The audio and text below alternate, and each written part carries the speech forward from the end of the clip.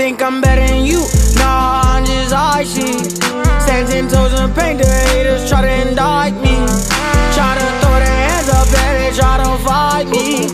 And I can't let you take my life. Think I'm better than you. Nah, I'm just icy. Fresh out the Jones. You can literally, I can hear the popping and the cracking and the lusciousness. Hold on. No editing whatsoever, but I might turn up the volume.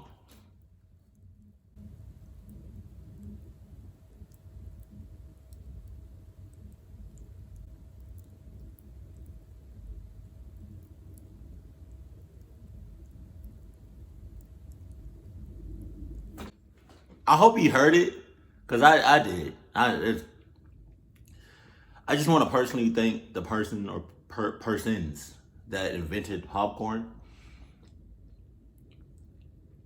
You're a real one. You my day one. Just. Oh, and the person that invented this seasoning, the white cheddar. Holy. Oh God. I personally want to thank you. You're a real one. And yeah, that's about it. Appreciate you. Let me just go ahead and do what I need to do real fast. Right? Wait, hold on. Oh. I wish there was a close-up on me pouring this in, because the seasoning is like bouncing off the junks. Like,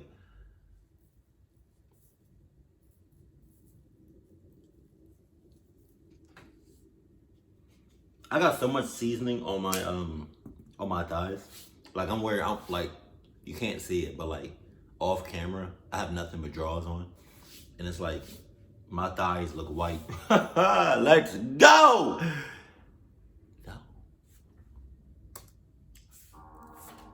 When I was 9 years old, I was obsessed with the canyon behind my house. Right. I'm not exaggerating when I say that my house was right on the edge of it.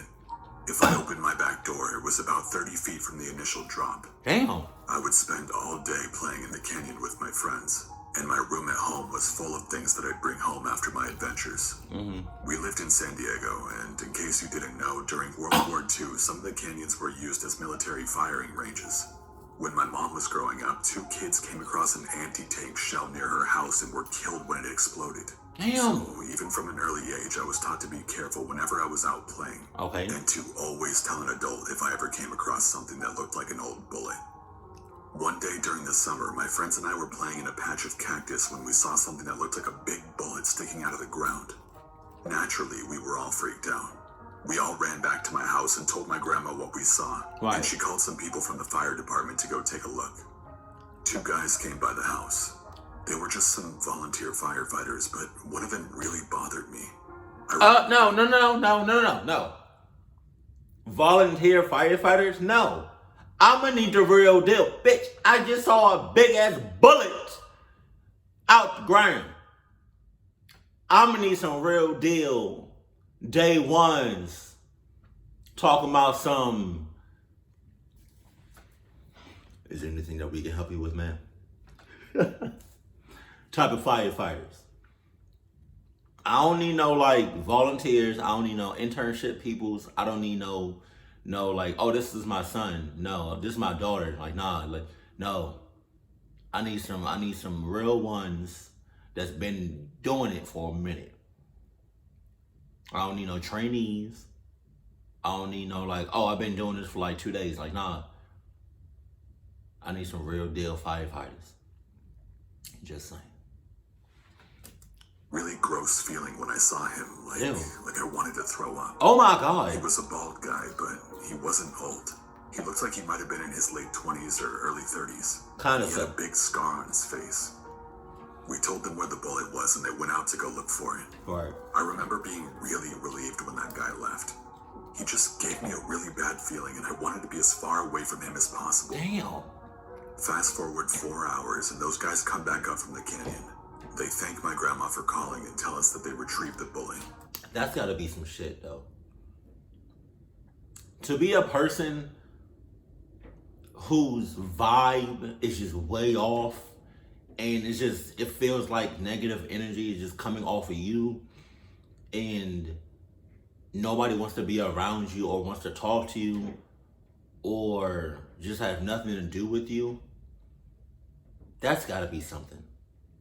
That man, I am so sorry, because there are people out here that's like that, like for real, like in real life, and I'm like, I know you don't mean nothing by it, but it's just how you are. It's just who you like. Your persona. I want to say persona, and your vibe is just. I'm not with it. Like, you could be a dope, awesome, nice, cool person, but like at first glance, at on instinct, I don't want to be around you. I don't want to talk to you. I don't want to have nothing to do with you. You sending off bad, negative vibes, all kinds of red flags, sus signals. I'm not. That's all coming from you. And again, I know you're probably a nice, cool, chill person, but that's not the vibe I'm getting. So yeah, I'm gonna need you to back up a couple of miles, preferably 6 miles. I don't know why I can't say that word, just off bucks, but that's great. Popcorn, good as hell. The creepy dude looked right at me and said that we were very smart to not play with it, and if we ever found any more, to call them again. After they left, I sort of forgot about the whole thing. The next day, I played in the canyon with my friends like nothing happened at all. Wow. We just went on with our lives. Wow. Then some really weird shit began happening that to this day still bothers the hell out of me. Right. I found one of my toys in the canyon. What? It was a Furby, so it was making a ton of noise when we came close because it recognized something nearby making sound. You found one of your toys in the canyon? How the hell did it get over there? What the hell? I would feel like the person that you're living with, like the person that's watching you, is in cahoots. So, god damn, I see where this is going now. Your joint is in a Grand Canyon. Is in the canyon, right? The person that you're living with, right, that's watching you, is in cahoots with the sus mother clucker, the firefighter, right? So I feel like you're gonna do something to like get your toy or whatever. Something's gonna happen, and that sus mother clucker with the sus firefighter is gonna come back and do some real stuff. Just saying. No, it was mine because I wrote my name on all my toys so that they wouldn't be confused with my brother's. Wow. I got that same really uncomfortable, nauseous feeling when I saw it. I didn't even want to pick it up, so I just kind of left it out there. And the next day when we came back, it was gone. A week later, we found one of my grandma's favorite vases sitting on a rock in the same area. Really? It was full of pebbles and leaves, like somebody had taken the time to actually put all that in it. Wow. I thought it was weird, but I knew that she'd want it back. So I dumped everything out of it and brought it back into the house. Oh my god. After that, more of my things went missing. Toys I really liked, some of my clothes, even some of the drawings I'd taped onto my walls. I was initially suspicious of my brother because he'd always had a thing for taking my stuff. But even when I went through his room, I could never find anything. I didn't want to, but I went out to the part of the canyon I'd found the vase and the Furby, thinking maybe it might have ended up there. Wow. Lo and behold, I come across a pile of stuff that all belongs to me. Only this time, there's something different about it. It looked like somebody was taking care of my stuff. What? There was a blanket laid underneath the pile, and then somebody had stacked rocks and laid a plastic sheet over the pile so that rain wouldn't ruin any of it. What the hell? I felt sick just looking at it and ran home to tell my mom and my grandma. They went out with me and I showed it to them. My mom thought that I did it myself because I wanted attention, but thankfully my grandma humored me and called the police. Needless to say, none of them took it seriously. They thought the same as my mom, that I did it myself, but they looked through the house anyway. One of them noticed that in the garage, one of the grates to let exhaust out was broken, but nothing happened beyond that. They only told my grandma that I had probably made it up, but to call them again if anything with more substance happened. I was devastated that nobody believed me. I asked my friends how I could make them see that I wasn't making it up, and one of them suggested security cameras. Okay.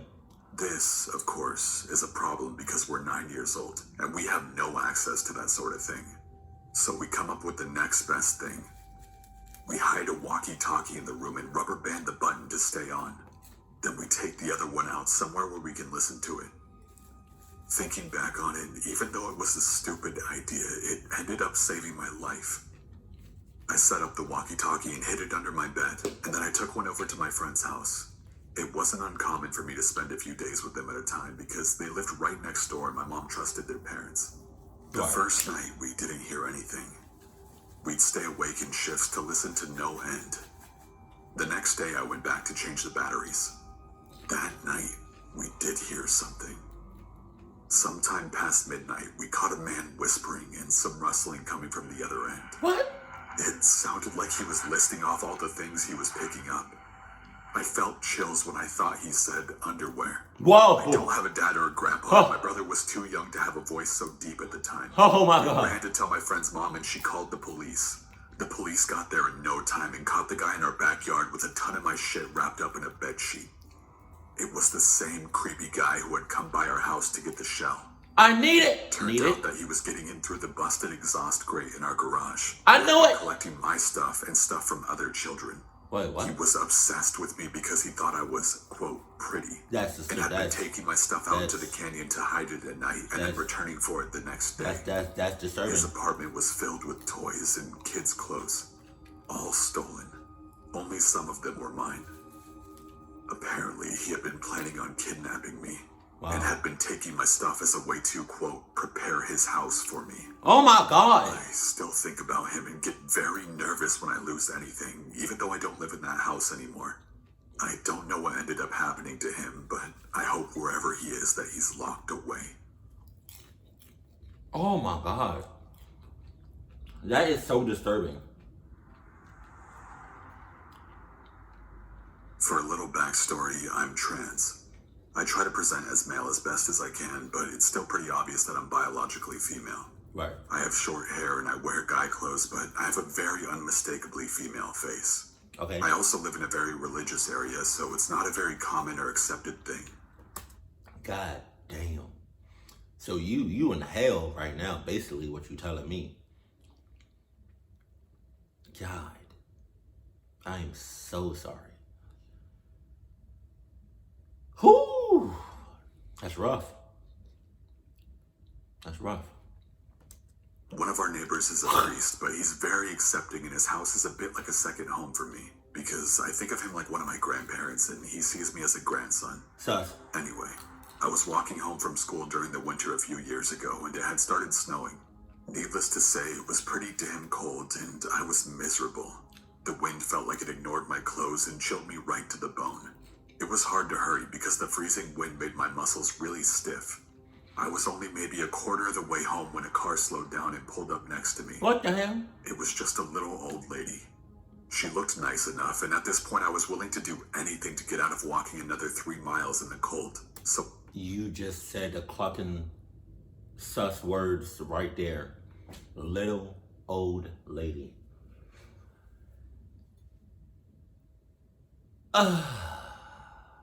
Why did it sound like I just busted a nut? Oh God. I don't know. I was about to yell, but then I realized what time it was. So, yeah.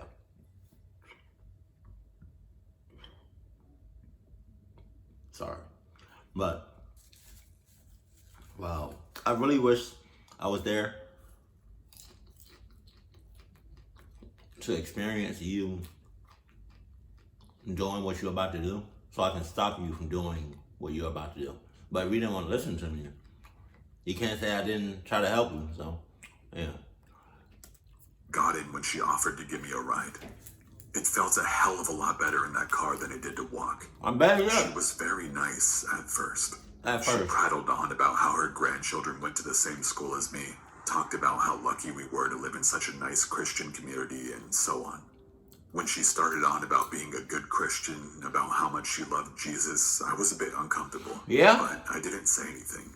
After all, even though I'm not a Christian myself, it isn't my place to say anything about religion. She knows. Believe what you believe and all that. She knows. She'd just been nice enough to give me a ride, so I didn't want to offend her. She When knows. she started talking about Leviticus, that's when I knew I had messed up by getting into her car. Lavetta, She what? started going on and on about gay people and how they're just confused, how man should not lay with man, and so on.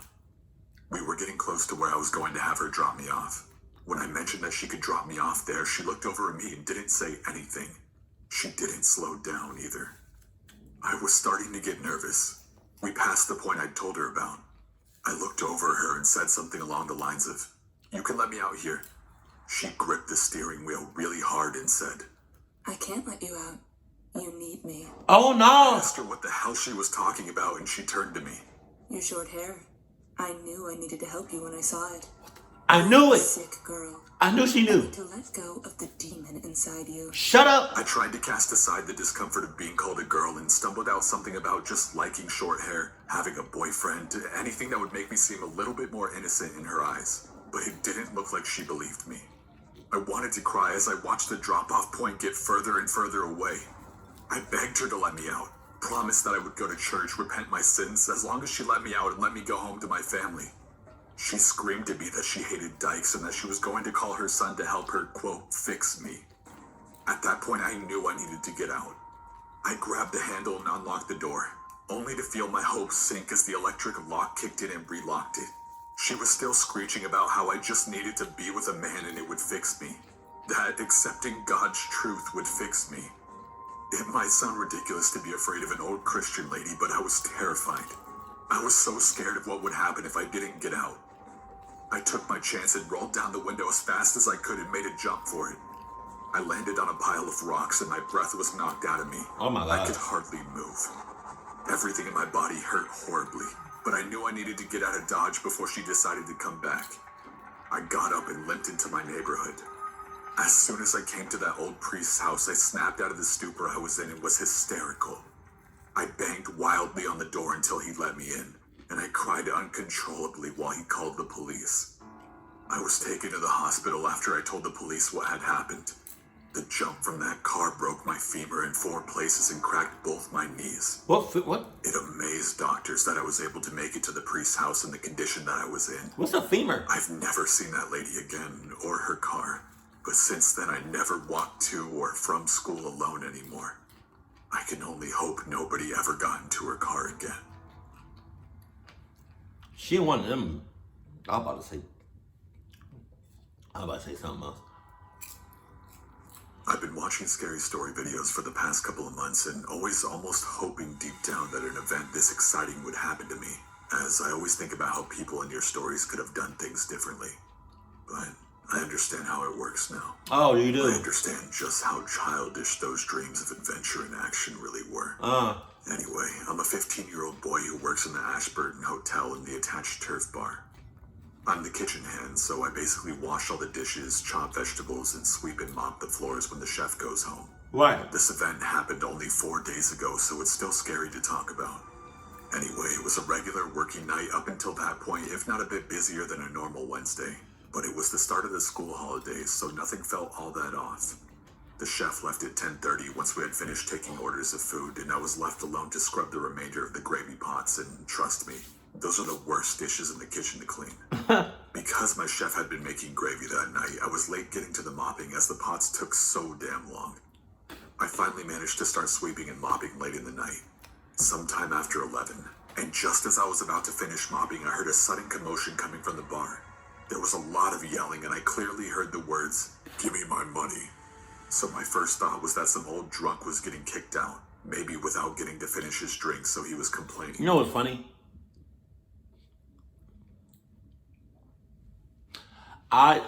Depending on the context of the conversation or what's going on, I translate a lot of stuff in my head, which is probably why I react the way I react. So that being said, when he said, not that, but when he said, "Give me my money" or something like that, I instantly, it's translated in my head, I'm gonna hurt and kill everybody in this mother clucker if you don't give me my money. So with that being said, I'm damn the dishes, damn mopping, damn the kid, damn the job. Somebody just said, I'm gonna hurt everybody in here. And I'm a part of that everybody. So I'm gonna go ahead and go out the back door, right? And then in hopes that I'm good. Like I'm a free person. Unharmed, untouched. Unharmed, untouched. There we go. But, yeah. So. Yeah. Just saying. I shrugged it off as our bartender is a beast of a man, so he could easily deal with one old drunk. Pause. He has done multiple times before. Then I heard a sound that made my blood run cold. A gunshot. I immediately crouched behind one of the chopping benches, waiting for someone to come through. My thoughts immediately turned to Corpse Husband's videos and how the people in the stories dealt with this. But even if the thought to phone the police occurred to me, I wouldn't have been able to get to the phone. I was frozen in terror. What was the gunshot? Was the bartender dead? Would he come for me next? I can hazily remember some yelling in a car roaring out of the parking lot, but I was still crouched behind the bench. I only got up when a local policeman was searching the building sometime after and saw me crouched there. And I'll admit it, I was crouched in a puddle of piss. Ew. The rest of the night was a blur, talking to one person then the next.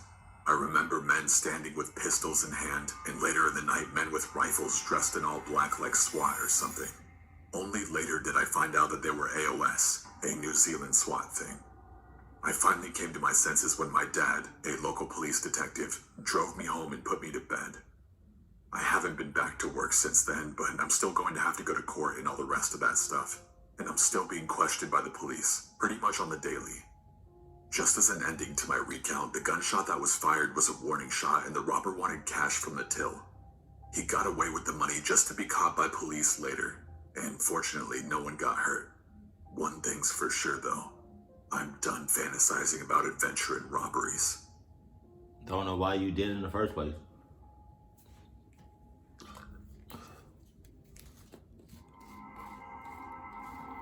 Some information before I start my story. Right. I'm a 16-year-old American female who's rarely ever left my home state of Florida, much less the actual country. Right. I've left to other states for family trips, but that's really it. Last year, around March or so, my aunt told my mother she was getting married. I'll call her Xandra.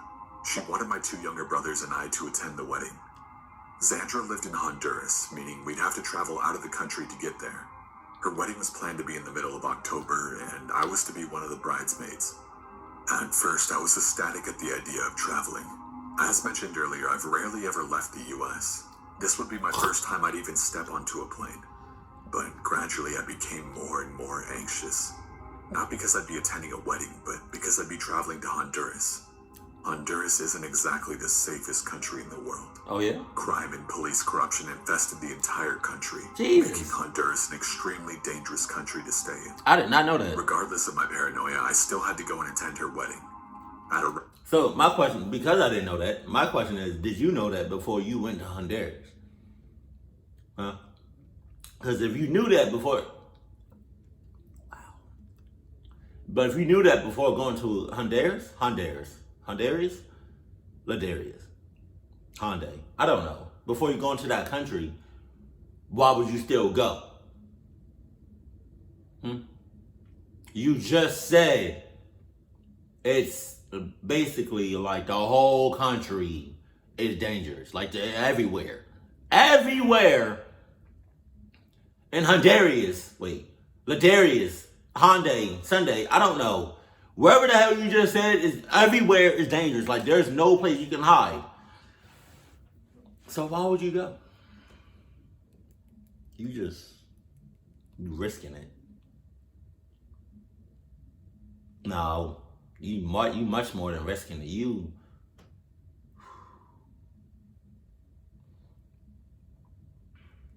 I don't know. I think you just talking to Satan now. That time, Hurricane Matthew was still going rampant in South Florida. I remember that. This resulted in our flight having to be canceled. I won't lie, I was a bit relieved. Yes. It's not that I didn't want to go to the wedding. It's just that I was nervous about traveling. Luckily, unluckily for me in a way, our flight was rescheduled for the next day. After a 2-hour delay, I know, best first experience traveling by plane, am I right?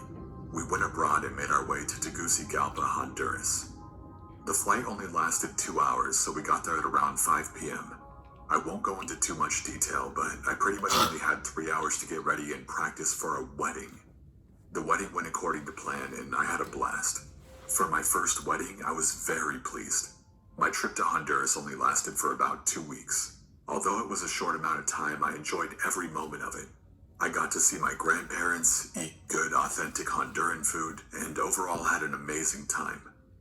Unfortunately, Lady Luck wasn't going to be on my side forever. Right. Eventually, it came time to leave. My flight back was scheduled for a Sunday. By that time, I was staying with Sandra and her husband. We'll call her husband Ace. After packing my stuff up, Ace and I headed out so he could drop me off at the house of one of my other aunts. He asked me if I wanted to go directly or go with him to a store to pick up something. Since I had some time to kill, I agreed and we went to a small store. We reached the store in about 15 minutes. The store was one of those stores where you don't go inside, but instead talk to a person and the person gives you what you want. Oh, okay. Ace got out while I stayed inside the car. Everything was going smoothly until I started to hear yelling. I looked over and saw my uncle being held at gunpoint by a man. Now, this wasn't a regular mugging where it's a single person in crappy clothes holding a pistol to him. This guy looked like he came straight out of the military. He was wearing a face mask and wore what seemed to be a bulletproof vest. Jesus. I don't know what kind of gun he had, but I'm sure it was a semi-automatic. It was huge. The man kept shouting at Ace in Spanish and demanded he gave him everything. Not wanting to get shot, Ace gave him everything. The man noticed me and pointed his gun directly at me. He screamed at me to give him everything. I had a 4th generation iPod in my hand, and in my purse I had an iPhone 6S Plus, which I got for my birthday. I was scared shitless, but I managed to keep my cool and gave him everything. That's when I noticed a car behind us.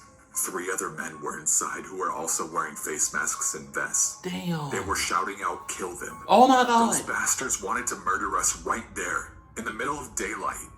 For whatever reason, the man decided against it and ran off. He got back into his car and drove off. Ace got back inside the car and he immediately sped off. It wasn't until we got away that I completely broke down. I cried loudly and was trembling like crazy.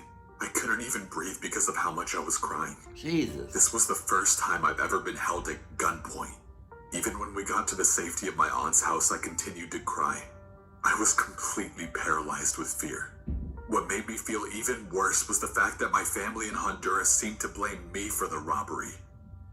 After we got to the airport, I had learned that my uncle had his phone and about 3,000 lempiras, which is about $100 US, stolen from him. My last day in a trip I genuinely enjoyed was spent crying. When I got home, I ended up breaking down again and cried for about 20 minutes. After that incident, I developed a massive phobia of guns and loud noises. I can't handle seeing, much less hearing, a gun. I've managed to get over the incident, but my paranoia has gotten far worse since then. I really hope that was your first and last time in that country. Dead ass. Like, I can see why people don't want to leave their country. You know? Because of stuff like that, and you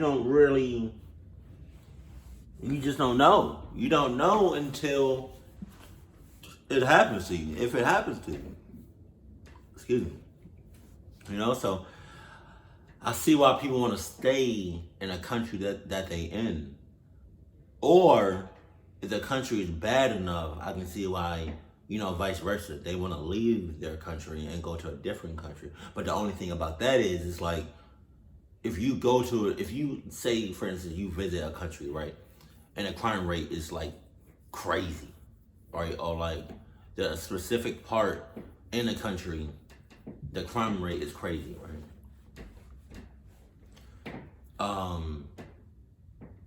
I can see, like, hold on, I lost it. Hold on, I got you. Fuck it, I lost it. Damn it. Oh God. No, but I see why. I can see why people don't want to just leave where they're from at all. You know, I've never left the country. I do want to go to Brazil and other places, but definitely I'm going to do my research before going there or anywhere outside the country. And yeah. So I completely understand if you had a bad experience. Oh, that's what I was gonna say. Nope, lost it. Jesus. Damn it. How does that happen? It comes and goes. Like, my thought comes and goes. Like, Jesus. But I'm trying to, like, remember what I was trying to say. Watch it come back to me after the video is over. But, yeah, so the thing, I'm trying to remember I'm trying so hard to remember because I don't want to remember after the video is off. Cluck it. But yeah, no, I get it though. I get it. Strangers though, like they're everywhere. They're everywhere. You can't not come across a stranger. It's almost impossible. There's people everywhere, you know. So, but with that being said, what was the title of this? For creepy, the stranger encounters. Yeah, the thing about strangers is like they're strangers. You don't know their intentions. You know, some strangers have good intentions. Some strangers have bad intentions, and some strangers have such intentions. Some have weird intentions. So, you know, they have a bunch of different intentions. And the chances of you coming across a good, genuine, authentic, good-hearted stranger, I gotta say, I feel like it's pretty slim. You know? Because people are just dangerous. And like nowadays, you just gotta watch your back all the time, 24/7. And I don't mean to sound sexist, or feminist. I don't know. Especially if like you're a female. Oh God, that's even worse. But oh God, I mean, sometimes I feel like you just gotta take that chance though. Because without strangers, you wouldn't have friends. So, yeah. Just be cautious when you run into a stranger. Be cautious, have your red flag senses up, have your sus signals out, and just brace for impact. Prepare for the worst, but hope for the best. Keep it cool, keep it classy, and I love you. Stay happy. My family.